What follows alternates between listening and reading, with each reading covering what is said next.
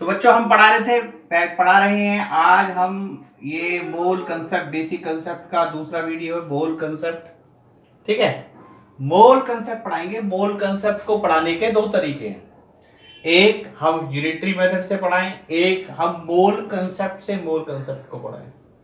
अब unitary method का क्या डिसएडवांटेज है, शुरू में तो समझ में आ जाता है यूनिटरी मेथड से, लेकिन कॉम्प्लिकेटेड क्वेश्चंस नहीं होते। दूसरा, उसमें मोल कंसेप्ट का यूज नहीं होता। ठीक है, तो हम मोल को मोल के तरीके से समझेंगे। अगर हम मोल की बात करें तो मोल का रिलेशन तीन चीजों से है। मोल का रिलेशन नंबर से है, मोल का रिलेशन मास से है, मोल का रिलेशन वॉल्यूम से है। तो पहले हम मोल को नंबर से रिलेट करेंगे, फिर मास को से रिलेट करेंगे, फिर इनको आपस में रिलेट करेंगे, फिर मोल से वॉल्यूम को रिलेट करेंगे, फिर इसको भी इससे रिलेट करेंगे और इसको इससे रिलेट करेंगे। तो इनको तरीके से हम समझ लेंगे तो हमें स्टोइचियोमेट्री में कोई दिक्कत नहीं आएगी। ठीक है, समझ आया? तो मोल को किससे रिलेट करना, नंबर से, मोल को किससे रिलेट करना, मास से, मोल को किससे रिलेट करना है, वॉल्यूम से। ठीक है, अब हम एक एक करके इन तीनों चीजों को स्टार्ट करेंगे। पहले हम मोल को रिलेट करेंगे नंबर से, मोल का रिलेशन नंबर से। अगर हम बात करें मोल का रिलेशन नंबर से, तो मोल एक, जैसे हम मैथ्स में पढ़ते हैं एक दर्जन, 1 डजन। एक दर्जन कितना होता है, 12। 12 व्हाट, 12 क्या? एक दर्जन में हमने बोल दिया 12 होते। ठीक है, 12 होते, क्या होते 12? क्या 12 कुछ भी हो सकते हैं। 12 चेयर हो सकती है, 12 बनाना हो सकते हैं, 12 एग हो सकते हैं। ऐसे ही, अच्छा, ऐसे ही अगर हम मोल को हम नंबर से रिलेट करें तो एक मोल जो आता है वो आता है 6.022 10⁻23। अच्छा, कहीं ऐसा 6.023, कहीं हो सकता है आपको ये मिले, कहीं हो सकता है आपको ये भी मिल जाए। तो it depend upon the calculations. तो ये मत कहना सर ने 6.022 क्यों लिखा, तो 02223 कोई बहुत ज्यादा डिफरेंस नहीं है। क्लियर हुआ? लेकिन हाँ, यहां पे 10⁻23 है, कंफर्म है। तो एक मोल को अगर हम नंबर की टर्म्स में बात करें तो कितना आएगा, 6.022 into 10⁻23, which is equal to what we called is Avogadro number. A for Avogadro, N for number, right? तो हमें नंबर के टर्म्स में ये याद रखना कि अच्छा, ये अपने आप में बहुत बड़ा नंबर है। 1 2 3 4 5 6 7 8 9 10 11 12 13 14 15 16 20। अब ये कितना बड़ा नंबर है, देखो इसको अगर हम थोड़ा सा समझने की कोशिश करेंगे कि ये नंबर अपने आप में कितना बड़ा है। इसके लिए एक प्रदीप में भी एक न्यूमेरिकल दे रखा है, उसको थोड़ा समझने की कोशिश करेंगे। उसमें कहा गया कि अगर आपके पास इतने रुपीस है और आप 1 सेकंड में 1 करोड़ रुपए खर्च करते हैं, हालांकि प्रदीप पे 1 लाख है, तो हमें इतने रुपीस खर्च करने में कितना टाइम लगेगा। अब आपको पता लग गया, 1 सेकंड में इतना, 1 घंटे में इतना, एक मिनट में इतना, 1 घंटे में इतना, 1 दिन में इतना। 86,400 इंटू 10⁻7, 8.64 इंटू 10⁻, इतना आ जाएगा 11। एक साल में 365, 3.15 approx into 10⁻, it come out to be 40। 40। और एक साल में अगर आप 1 सेकंड में 1 करोड़ खर्च करते हो तो 1 साल में इतना खर्च कर पाओगे। और हमारे पास टोटल कितना है, 6.022 10⁻23, और ये कितना आ जाएगा 3.15 10⁻14, अप्रोक्स आ जाएगा 1.9 into 10⁻9 approx, that is 190 crore year. अगर आपके पास इतने सारे पैसे हैं और आप 1 सेकंड में कितने खर्च करते हो, 1 करोड़, तो आपको इतने पैसे खर्च करने में 190 करोड़ साल लगेंगे। समझ रहे हो? अर्थ की एज अप्रोक्सीमेटली 400-500 करोड़ है, अर्थ की एज का लगभग आधा।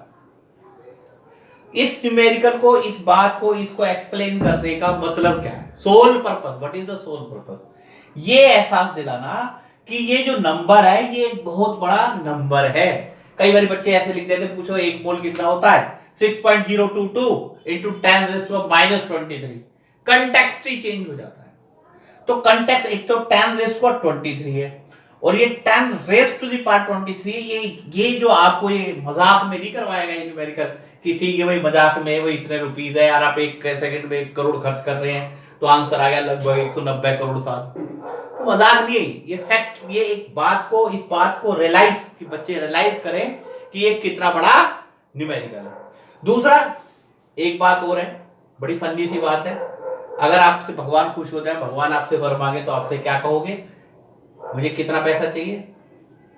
1 मोल रुपीस मांग लेना बस भगवान से कि मुझे भगवान 1 मोल रुपीस दे दे। पता लगा भगवान को ही लोन लेना पड़ गया। तो ये मजाक की बात हो गई, या ये बात जो बताने का जो है पैटर्न कि 1 मोल क्या है? 1 मोल आपको ये एहसास बताता है कि 1 मोल कितना बड़ा है कि अगर आप पे 1 मोल रुपीस है तो आपको खर्च करने में 1 करोड़ साल लगेंगे। तो अब हमने ये मोल को रिलेट करा नंबर से। नॉर्मली इस चैप्टर में इस चैप्टर के कंटेक्स्ट में 1 मोल अगर हम बात करें, 1 मोल कितना होता है? 1 मोल कितना होता है? 1 मोल होता है 6.022 इस चैप्टर का 10⁻23 एटम, मॉलिक्यूल, प्रोटॉन, फोटोन, ये कुछ भी हो सकता है 1 मोल। यहां पे हम जो पर्टिकुलरली ज्यादातर हम बताते हैं कि जो 1 मोल होता है वो होता है 6.022 10⁻23 एटम ओब्लिक मॉलिक्यूल। फिलहाल हम ये मान के चले कि एटम है या मॉलिक्यूल है, क्योंकि हमारे जो न्यूमेरिकल चलेंगे किस पे चलेंगे? या तो एटम पे चलेंगे या मॉलिक्यूल पे। हो सकता है हम इलेक्ट्रॉन की बात भी करने लगे, हो सकता है हम फोटोन की भी बात करने लगे। तो 1 मोल अब ये हो गया। अच्छा अब हमें पता लग गया 1 मोल कितना होता है? 6.022 into 10⁻23 which is equal to Avogadro number, जो किसके बराबर है? Na Avogadro. 2 मोल कितना होगा? 2 मोल होगा 2 इंटू एवोगैड्रो नंबर। 3 मोल कितना होगा? 3 इंटू एवोगैड्रो नंबर। 4 मोल कितना होगा? 4 इंटू एवोगैड्रो नंबर। ठीक है। और एन मोल कितना होगा? बोलो एन मोल कितना होगा? तो एन मोल होगा कितना बताओ? n into Avogadro number. यानी कि अगर आपको किसी क्वेश्चन में नंबर ऑफ एटम गिवन है और आप नंबर ऑफ मोल गिवन है और आप नंबर ऑफ एटम निकालना चाहते हो तो आपको एवोगैड्रो नंबर से क्या करना पड़ेगा? मल्टीप्लाई करना पड़ेगा। ध्यान से देखो, 1 मोल Na, 2 मोल 2 इंटू Na, 3 मोल 3 इंटू Na। ये n क्या है? Number of mole. 4 mole 4 into Na। तो पहले आपको नंबर ऑफ एटम से पहले आप नंबर ऑफ मोल निकालना सीखो, या नंबर ऑफ मोल से नंबर ऑफ एटम। अब इससे रिलेटेड बहुत ही सिंपल क्वेश्चन, देखो बात है सिंपल। देखो ग्राफ होता है, जैसे स्लोप है, स्लोप पे अगर आप ऐसे चढ़ोगे तो हो सकता थोड़ा टाइम लगे लेकिन बहुत ऊंचे जाओगे। अगर आप ऐसे स्लोप पे चढ़ोगे तो चढ़ने में थक जाओगे। ठीक है। तो मैं ये चाहता हूं कि आप चीजों को बहुत आराम से तरीके से सीखें। भले ही आपको मोल बनाना आता हो लेकिन आपको सीखना चाहिए। फॉर एग्जाम्पल अगर हम क्वेश्चन करेंगे, जैसे 2 question, calculate the number of atom in 0.005 मोल। अब इस क्वेश्चन को देखो, हमें क्या गिवन है? क्या गिवन है? मोल गिवन है। क्या निकालना है? Calculate the number of atom. Calculate करना है ये। गिवन क्या है? मोल। मोल क्या है? ये रहा। और आपको क्या निकालना? Number of atom. Calculate the number of atom. Calculate के साथ जो वर्ड है वो हमें कैलकुलेट करना है। हमें क्या कैलकुलेट करना है? Number of atom. क्या गिवन है? नंबर ऑफ मोल कितना? 0.005 इंटू Na कितना? 6.022 10⁻23। ये आप मल्टीप्लाई करके सोल्व कर लेना। तो आपको पता लगा हमने मोल से एटम निकाले। अब इन सिमिलर वे आपको देखा, जैसे calculate the number of mole in 6.022 10⁻22 atom. अब कैलकुलेट दी क्या निकालना है? कैलकुलेट दी मोल निकाल। क्या निकालने? मोल। क्वेश्चन में देखो ना, पहले में एटम निकालने थे यानी ये निकालना था, अब क्या निकालने? मोल यानी ये। तो मोल को पहचानना शुरू करो। नंबर ऑफ एटम आपको गिवन है, नंबर ऑफ मोल निकालने, that's it. Number of atom कितने 6.022 10^22 n into 6.022 10^23 नंबर ऑफ मोल कितने आ जाएंगे 6.022 10^23 that is 1/10। तो यहां पे आपने फिलहाल मैंने मोल को नंबर से रिलेट करा है। तो आप देखो अगर एटम निकालने हैं तो हमने इससे मल्टीप्लाई किया, हमें मोल निकालने हैं तो हमने क्या करा इससे डिवाइड किया, ये इसके नीचे आ गया। ध्यान दो calculate the number of atom, हमें निकालना क्या है नंबर ऑफ एटम, निकाल लिया। Calculate the number of mole, हमें क्या निकालना नंबर ऑफ मोल, ये रहा small n number of what number of mole. Clear हुआ। अब हम मोल को किससे रिलेट करेंगे, नोट कर लेना कि समझ लेना आराम से पॉज करके, ठीक है। अब हम मोल को रिलेट करेंगे मास से। किससे रिलेट करेंगे मास से। मास को रिलेट करने के लिए सपोज करो हम मास की बात करें इन जनरल, सपोज करो हम बात करते हैं 10 केजी। 10 केजी का मतलब क्या है, अरे 10 केजी का सीधा सीधा मतलब है जो चीज 10 किलो की है वो 1 किलो से 10 गुना भारी है। जैसे मैं बात करूं मैं 85 केजी का, मैं 1 किलो से 85 टाइम्स हैवी हूं। अब एटम के केस में क्या करते हैं, एटम के केस में जब एटम को डिफाइन करते हैं sometime we refer to it as relative atomic mass. Atomic mass या रिलेटिव एटॉमिक मास।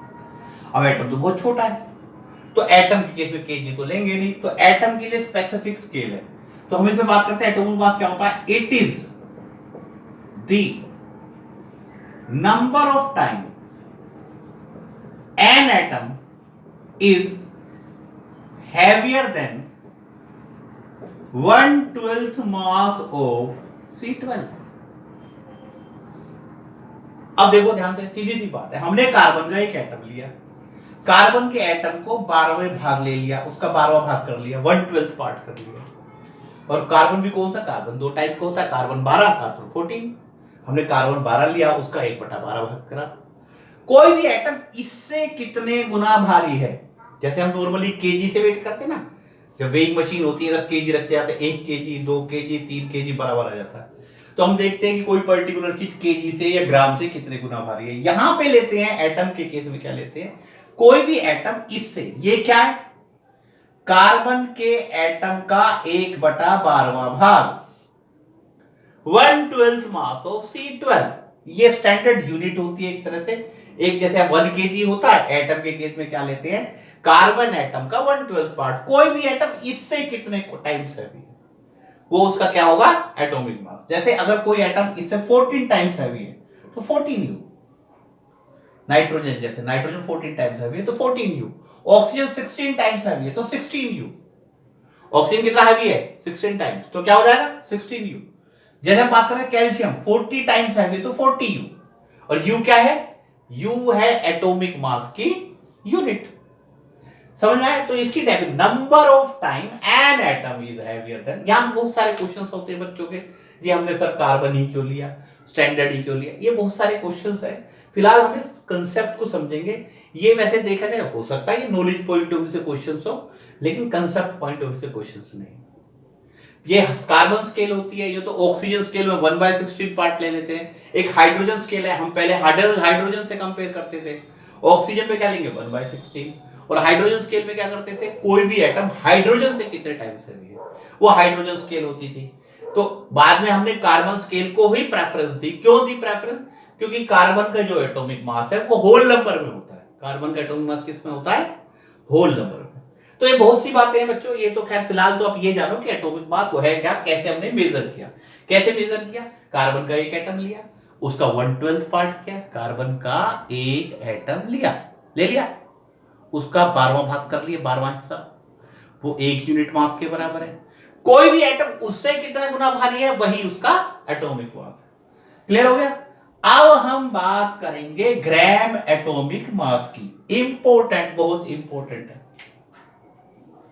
ग्राम एटॉमिक मास, GAM। सिंपल है वैसे तो, atomic mass express in gram. Atomic mass express in gram मतलब जैसे ऑक्सीजन है, इसका एटॉमिक मास होता है 416 U, लेकिन यहीं इसका ग्राम एटॉमिक मास ले लेते 16 ग्राम। नाइट्रोजन का एटॉमिक मास कितना होता है 14U, और ग्राम एटॉमिक मास 14 ग्राम। यानी कि कार्बन का एटॉमिक मास 12U और कार्बन का ग्राम एटॉमिक मास 12 ग्राम। यानी कि U लगाया तो एटॉमिक मास, ग्राम लगाया तो क्या हुआ, ग्राम एटॉमिक मास। अब जैसे हम ये दो एग्जांपल ही लेके चलते हैं, एक एग्जांपल ले लो कि यहां तो U है तो ये एटॉमिक मास है, यहां ग्राम है, ये क्या है, ग्राम एटॉमिक मास। फर्क क्या है दोनों में? फर्क सिंपल है, अगर से एक ऑक्सीजन मिल जाए आपको, उसके आगे U लगाना है, और इतने सारे ऑक्सीजन,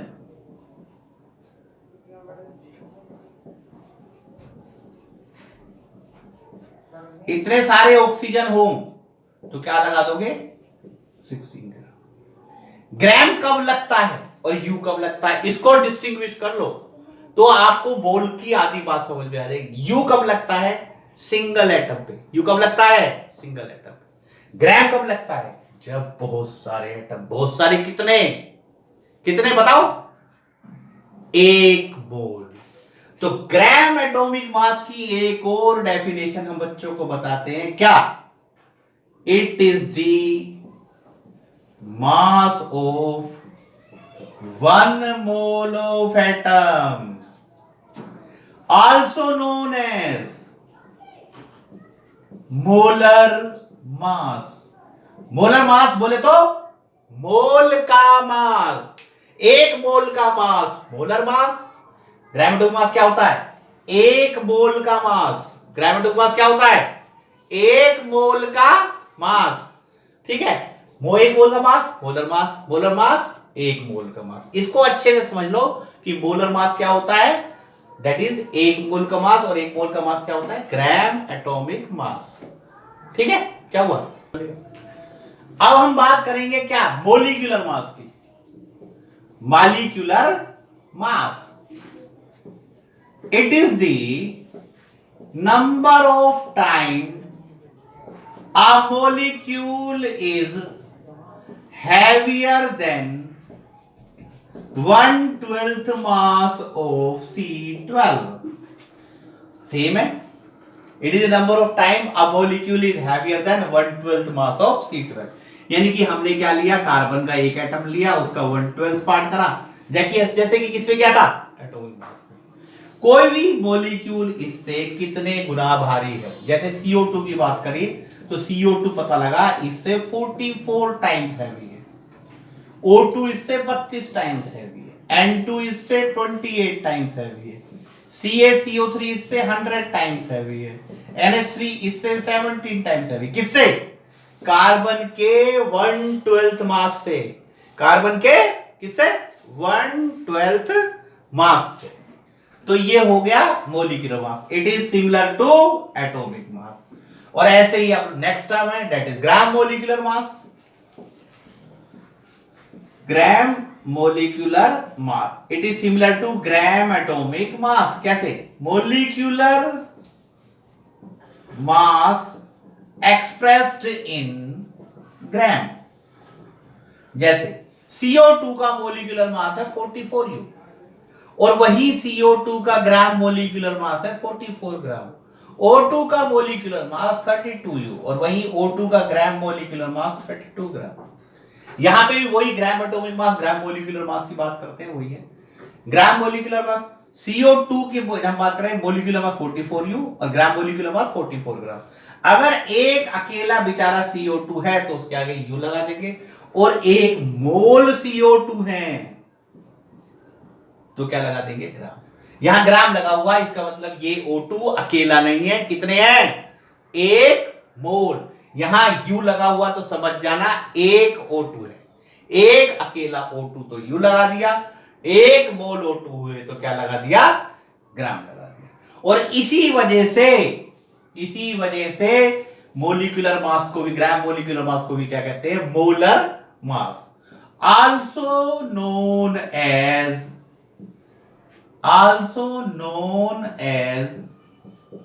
मोलर मास। एक मोल का मास मोलर मास, और मोलर मास एक मोल का मास। मास। अब मैं बोल रहा हूं 1 मोल का मास मोलर मास, 2 मोल का मास 2 इंटू मोलर मास, 3 मोल का मास 3 इंटू मोलर मास, और n मोल का mass n into molar mass. यानी mass is equal to n into molar mass. और इससे पहले क्या बताया, नंबर ऑफ एटम या molecule is equal to n into Avogadro number. अब यहां पे देखो ये दो बातें निकल के आई। यहां पे आप देख रहे हो यहां मोल है, सपोज करो आपको मास दे रखा है, आपको क्या निकालना, मोलिक्यूल या एटम निकालना। तो मास से क्या निकालेंगे, मोल। मोल को यहां रखेंगे तो क्या आ जाएगा, एटम। आपको नंबर ऑफ एटम दे रखे हैं, उससे आप क्या निकाल, उससे मास निकालना, तो नंबर ऑफ एटम से क्या निकालेंगे, मोल। और मोल को यहां रखेंगे तो क्या आ जाएगा, मास। समझ में आ रहा है। अब मैं आपको 2 क्वेश्चंस करके दिखाऊंगा और आप देखना कि आपको किस तरीके से, फिर मैं आपको 4 क्वेश्चन करने के लिए दूंगा, वो 4 क्वेश्चन आपको करने। जैसे आपको एक क्वेश्चन दिया, calculate the number of molecule in 2.2 gram of CO2। पहली बात तो क्वेश्चन को समझो, बच्चे लग जाते हैं क्वेश्चन देखते ही, ऐसे नहीं होता। ये देखो कैलकुलेट के साथ क्या लिखा हुआ है, नंबर ऑफ मोलिक्यूल। हमें क्या निकालना है, नंबर ऑफ मोलिक्यूल। क्या गिवन है, 2.2 ग्राम। ग्राम किसकी यूनिट है, मास की, यानी कि हमें मास दे रखा है और मोलिक्यूल निकालना है। तो मास इज इक्वल टू, हमें पता है मास से पहले निकालेंगे mole, mass is equal to n into molar mass. Mass कितना गिवन है, 2.2 ग्राम। एंड मोलर मास कितना होता है CO2 का, 44। अरे मोलर मास तो निकाले लोगे, कार्बन का 12, ऑक्सीजन का 16 इंटू 2, 12 प्लस 32 कितना आ जाएगा, 44। तो मास गिवन है, मास से मोलिक्यूल निकालना चाहते हो तो पहले मास से हम क्या निकालेंगे, मोल। मोल कितना आ जाएगा, 2.2 divide by 44, that come out to 1/20। अब हमें क्या निकालना है, नंबर ऑफ मोलिक्यूल। तो अब हम नंबर ऑफ मोलिक्यूल निकाल लेंगे कैसे, n into Avogadro number 1/20 into, इसे हम सोल्व कर लेंगे, कितना आ जाएगा 3.011। तो हमें देखो कैलकुलेट दी के साथ ही लिखा हुआ है, क्या निकालना है, मोलिक्यूल। ग्राम मास दे रखा है, तो मास से मोल निकाला, तो मोल को हमने यहां रखा तो मोलिक्यूल आ गए। अच्छा, कुछ बच्चे अब इसको ऐसे करने की कोशिश करते हैं कि हमें पता है जी 44 ग्राम ऑफ CO2 कितने के बराबर होता है, उन्हें इसमें मजा आता है, आ सकता है उसे, उन्हें इसमें मजा आए। मैं प्रेफर नहीं करता। क्यों नहीं करता, कहते सर इससे भी तो आंसर आ रहा, इससे कर सकते हैं क्या, इससे कर लो, लेकिन एक बात ध्यान रखना, जो इस मेथड को फॉलो करते हैं उन्हें जिंदगी भर मूल कंसेप्ट समझ में नहीं आता। मूल आ सकता है, थोड़ा बहुत तुक्के उक्के लगा के सीधा 2-4 क्वेश्चन करते हैं। मैं दावे के साथ कह रहा हूं, स्टोइशियोमेट्री कम से कम ये यूनिटरी मेथड है। क्या इस मेथड में कहीं मोल यूज हुआ, नहीं हुआ। मैंने यहां पे क्वेश्चन करवाया, क्वेश्चन में हमने मोल निकाला, मोल निकाल के मोल को यूज कर रहे हैं, यही तो मोल कंसेप्ट है। या ये एक मोल कंसेप्ट है, ऐसा लग रहा है सब्जी बेच रहे हो। अरे भाई सब्जी नहीं बेचनी, यूनिटरी मेथड नहीं, unitary, it is purely unitary method, unitary method नहीं। मोल को अप्लाई करने के तरीके को समझो कि मोल निकालो और मोल को इस्तेमाल करो। तो हमने ये आज तरीके से हमने क्या करा, क्वेश्चन में पहले मोल निकाला और मोल निकाल के मोल को यूज करा। अब ऐसे एक दूसरा क्वेश्चन ले लेते हैं in a similar way. Calculate the mass of 6.022 times 22 molecule of C2H6। क्या निकालना है, मास। तो बेसिक बात है, ये मास नहीं है, ये है मोलिक्यूल। मोलिक्यूल की माने मोलिक्यूल से हम मोल निकालेंगे, मोलिक्यूल से क्या निकालेंगे, मोल। तो कैसे निकालेंगे, हमें पता है number of molecule, number of mole into Avogadro. अगर हमें नंबर ऑफ मोलिक्यूल गिवन हो तो नंबर ऑफ मोल निकाल सकते हैं, निकाल लिए। n into 6.022 times square 23, number of mole आ जाएंगे, यहां से कितने आ जाएंगे देखो, that term come out to be 1/10। अब मोल आ गए, मोल से मास निकाल लो, हमें पता है मोल से मास कैसे निकालते हैं, mass is equal to n into molar mass, 1/10 into molar mass 30, that is 3 gram. C2H6 का जो मोलर मास होता है कितना आएगा, 30, 12 into 2 plus 6 into 1, that come out to be 30। ठीक है, तो अब ये दो क्वेश्चंस देखो, पहले कैसे मोलिक्यूल निकालना था, मास दे रखा था, मास से मोल निकाला और मोल से मोलिक्यूल। दूसरे क्वेश्चन में मॉलिक्यूल गिवन थे और क्या निकालना था, मास। मॉलिक्यूल से मोल निकाला और मोल से मास। मास गिवन है, मास गिवन है इस क्वेश्चन में, सॉरी मास गिवन है इस क्वेश्चन में, तो मास से मोल, मास से मोल, मोल से मॉलिक्यूल। अब मॉलिक्यूल गिवन है तो मॉलिक्यूल से भी मोल और मोल से मास। अब मैं आपको 4 क्वेश्चंस दे रहा हूं असाइनमेंट के तौर पे, और कल आपको एक नई वीडियो मिलेगी, ठीक है, नोट कर लेना पॉज करके। अब मैं 4 क्वेश्चंस हैं, ठीक है, उन 4 क्वेश्चंस को नोट कर लो और उन क्वेश्चंस को ट्राई करो, ना हो तो बताओ, ठीक है। तो अब ये 4 क्वेश्चन है, मास निकालना है, मॉलिक्यूल गिवन है और ये इसका मोलर मास है। फिर अगले क्वेश्चन में मॉलिक्यूल निकालने हैं, मास गिवन है, ये इसका मोलर मास है Na2CO3 का। फिर अगले क्वेश्चन में मास निकालना है, मॉलिक्यूल गिवन है, 180 इसका मोलर मास है। फिर चौथे क्वेश्चन में नंबर ऑफ मॉलिक्यूल निकालने हैं, मास गिवन है, 30 इसका मोलर मास है। मोलर मास आपको अपने आप सीखना पड़ेगा किस तरीके से हम मोलर मास निकालते हैं, ठीक है। ये हालांकि मैंने ब्रैकेट में लिख दी है, थोड़ी मेहनत करो, मॉलिक्यूलर मास निकालना आपको आना चाहिए। ये इनके क्वेश्चन के आंसर है। पहले क्वेश्चन का 5 ग्राम, दूसरे का 6.022 इंटू 10⁻21, तीसरे का 1.8 ग्राम और चौथे का 6.022 इंटू 10⁻22, ठीक है। तो ये हमारी वीडियो खत्म। कहां तक हुआ?